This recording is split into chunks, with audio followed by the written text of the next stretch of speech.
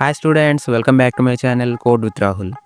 ఈ వీడియోలో మనం డిస్కస్ చేయబోయే టాపిక్ ఏంటంటే self referential structures. So without any further delay, let's get into the video.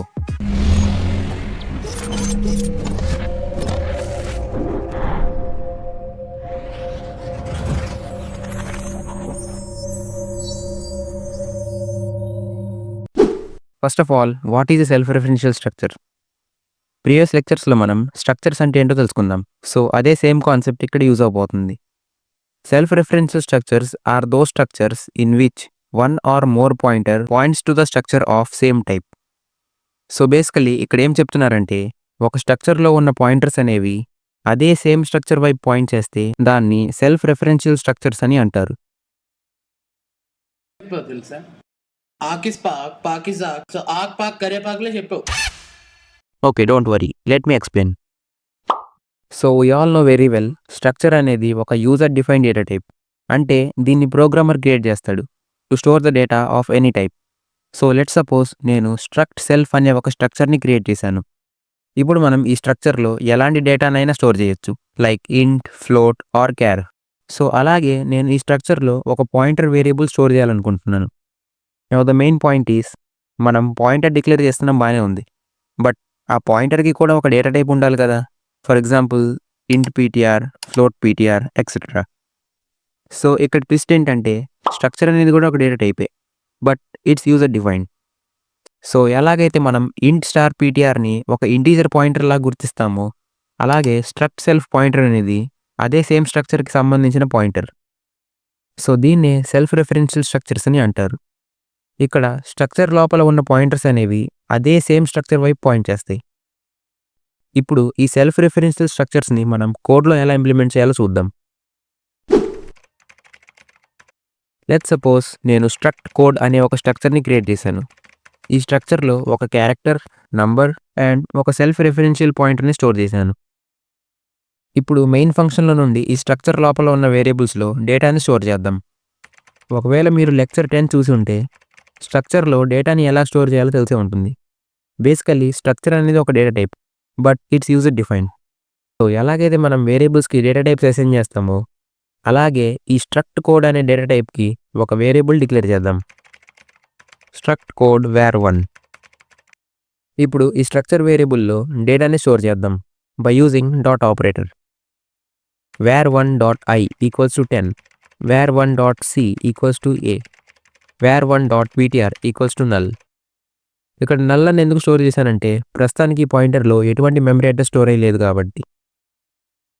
So ఇలా మనం ఒక స్ట్రక్చర్ వేరియబుల్లో డేటాని స్టోర్ చేయొచ్చు. So as you see on screen, మనం స్టోర్ చేసిన డేటా అనేది ఒక లీనియర్ ఫార్మాట్లో స్టోర్ అయి ఉంది. జస్ట్ ఫర్ అన్ ఎగ్జాంపుల్, దీని మెమరీ అడ్రస్ని మనం 1000 అనుకుందాం. ఇప్పుడు మనం సేమ్ ఇలాగే ఇంకొక స్ట్రక్చర్ని క్రియేట్ చేద్దాం to store the new information. Let it be named as struct code var2. ఇప్పుడు ఈ స్ట్రక్చర్ వేరియబుల్లో డేటాని స్టోర్ చేద్దాం. var2.i equals to 20, var2.c equals to b, var2.ptr equals to null. Now let's take a look on the memory representation. Let us assume the memory address as 2000. ఈ var2 అనే structure వేరియబుల్లో కూడా var1 లాగే data store అయి ఉంది, but there is a small difference, which is the memory location.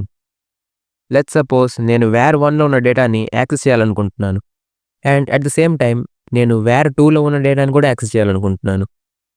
So is it possible? The answer is yes. It is possible by using pointers. ఎలాగైతే మనం integer పాయింటర్స్లో integer variable యొక్క memory address store చేయగలమో, అలాగే ఇక్కడ struct code అనే data టైప్తో ఉన్న పాయింటర్లో struct code అనే variable యొక్క మెమరీ అడ్రస్ని స్టోర్ చేయొచ్చు. ఈ లైన్ ఆఫ్ కోడ్ మీనింగ్ ఏంటంటే, మనం var2 యొక్క మెమరీ అడ్రస్ని var1 పాయింటర్లో స్టోర్ చేస్తున్నాం. సో దీనివల్ల బెనిఫిట్ ఏంటంటే, మనం var1తో పాటు ఎట్ ఏ టైం var2 యొక్క డేటాను కూడా యాక్సెస్ చేయొచ్చు. అది ఎలాగో చూద్దాం. printf %d space %c var1.ptr arrow operator i, var1.ptr arrow operator c. arrow operator ఎందుకు యూస్ చేస్తున్నామో మీకు తెలిసే ఉంటుంది, because we're dealing with pointers.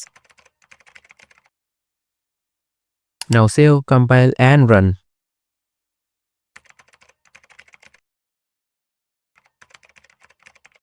So the output is 20, B.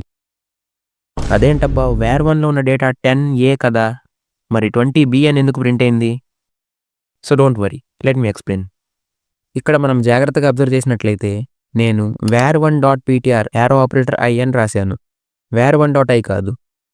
మన ప్రీవియస్ లైన్ ఆఫ్ కోడ్లో మనం var1 పాయింటర్లో var2 యొక్క మెమరీ అడ్రస్ని స్టోర్ చేసాం.